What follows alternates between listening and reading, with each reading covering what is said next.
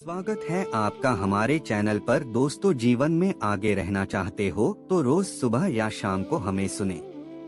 उस विधाता ने चींटी से लेकर विशालकाय हाथी जैसे जीवों का दाना पानी उसकी व्यवस्था के हिसाब से की है। उसमें विश्वास रखकर कर्म कर। जो तुझे नहीं दिख रहा है वो उसे दिख रहा है। द्रौपदी के स्वयंवर में जाते वक्त श्री कृष्ण ने अर्जुन को समझाते हुए कहते हैं, हे पार्थ, तराजू पर पैर संभल कर रखना, संतुलन बराबर रखना, लक्ष्य मछली की आंख पर ही केंद्रित हो, उसका खास ख्याल रखना।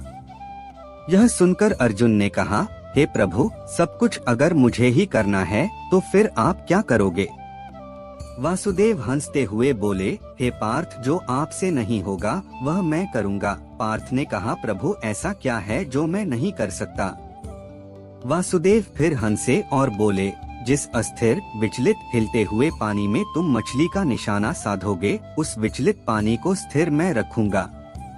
कहने का तात्पर्य यह है कि आप चाहे कितने ही निपुण क्यों ना हो, कितने ही बुद्धिमान क्यों ना हो, कितने ही महान एवं विवेकपूर्ण क्यों ना हो, लेकिन आप स्वयं हरेक परिस्थिति के पर पूर्ण नियंत्रण नहीं रख सकते। आप सिर्फ अपना प्रयास कर सकते हो, लेकिन उसकी भी एक सीमा है, और जो उस सीमा से आगे की बागडोर जो संभालता है उसी का नाम विधाता है। उसी विधाता ने आपकी सारी जिम्मेदारियां ले रखी हैं, लेकिन आप हो कि सारी जिम्मेदारी खुद ही लिए फिरते हो। सारी दुनिया का बोझ आप अपने सर पर लिए फिरते हो, तो इसमें किसी का क्या दोष? हमें सिर्फ अपना कार्य करते रहना चाहिए। भगवान क्या कर सकते हैं या क्या करेंगे, ये गहरा विषय है। उस विधाता ने इतनी बड़ी दुनिया बनाई, विशाल समुद्र बनाया, उसमें रहने वाले विशालकाय जीवों के जीवन की डोर बनाई, उनके लिए दाना पानी की व्यवस्था की, हजारों लाखों टन पानी को समुद्र से उठाकर हजारों मील दूर आवश्यकता के स्थान पर बिना किसी साधन के बारिश के रूप में पहुंचाना, एक छोटे से बीज में वृक्ष का विस्तार भर देना, और उसमें किस मौसम में पत्ते गिरेंगे, किस मौसम में नए फल फूल आएंगे, ये सब कुछ उस नन्हे से बीज में प्रोग्रामिंग भर देना। उस विधाता ने चींटी से लेकर विशालकाय हाथी जैसे जीवों का दाना पानी उसकी व्यवस्था के हिसाब से की है।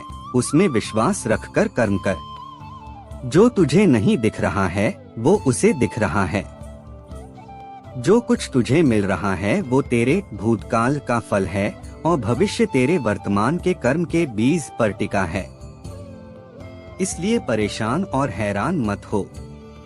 जो कुछ मिल रहा है वो तेरे द्वारा ही किया हुआ कर्म का फल है, और उस विधि के विधान में सब नियत है।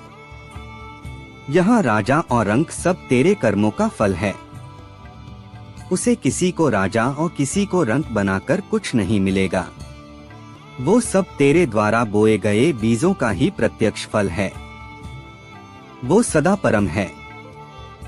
वो तेरे साथ अन्याय नहीं होने देगा, विश्वास रख। वो शुभ कर्मों में तेरे साथ है, बल्कि वो चाहता है कि तू शुभ कर्म कर तो मैं तेरी हर दुविधा हर लूं। समस्याएं ना आए ऐसा तो नहीं होगा, लेकिन वो अदृश्य रूप में शूली को कांटे के रूप में और कांटे को रुई के रूप में बदल रहा है। वो नहीं चाहता कि तुझे दुख दे। आखिर उसको क्या मिलेगा इससे?